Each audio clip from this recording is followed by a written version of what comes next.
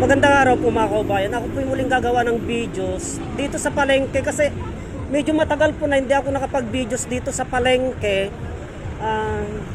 Kaya muli po akong gagawa ng videos mga kaubayan. Yung ating mga kapatid na mga ka-aitas, mga katutubos, mga IPs na dati kong binibilhan ng mga halamang gamot ngayon mga kaubayan ay narito po sila at may nakurso na daan po akong paninda nila. Itong pako. Ito mga kaubayan, antabayanan nyo po yung gagawin kong videos tungkol sa pako na ito at bibili po ako mga kaubayan, bibili po tayo nito at ipapalabas po natin yan kung ano po yung benepisyo na makukuha natin dyan sa pako na ito mga kaubayan. Bibili po tayo. Ito murang paninda ng ating mga kaubayan, itong kanyang langka mga kaubayan ay sariwa po, bagong hiwa po yan mga kaubayan. Kaya kadalasan, pag ako po yung namimili sa ating mga kapatid na katutubo ay dito po, ito lamang po ang kanilang area tuwing umaga mga kaubayan. Lalakarin po natin yan, meron pa po silang mga kasamaan doon sa banda roon. Kaya titignan po natin kung ano po ang ating mga mabibilis pa doon mga kaubayan. Ito nakabili na tayo ng pako mga kaubayan, kaya titignan naman po natin sa banda roon kung ano po ang ating mabibili mga kaubayan. Dito sa gilid na ito mga kaubayan ay sariwa po ang mga nabibili dito at titingin po tayo kung ano po ang pwede nating mabili dito sa mga eto. Kadalasan ay mga native po ito mga kaubayan.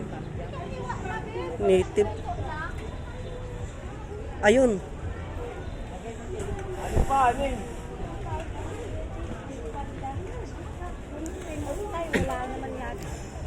Dito po mga kaubayan. Hello madam. Dito po mga kaubayan ay tignan po natin itong isa sa mga pinapalabas kong halamang gamot. Antabayanan nyo po itong puso ng saging na ito sa aking live mamaya mga kaubayan. At tignan po natin kung magkasundo po tayo sa presyo. Ito mga kaubayan ay mura po. Antabayanan nyo po yung ipapalabas kong videos dito.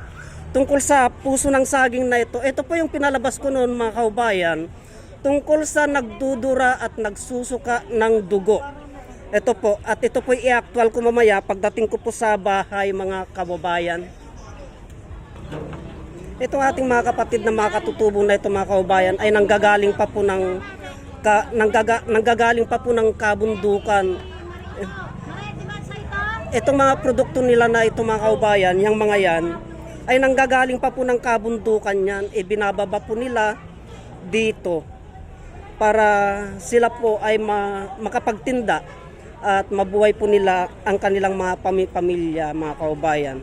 Kaya tara na po, ipagpatuloy po natin ang paglalakad doon mga kaubayan. Kita yung mukha mo. Naka-live pa.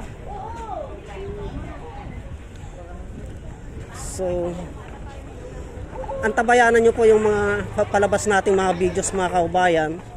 At yung ating live mamaya po, ipagpatuloy po natin.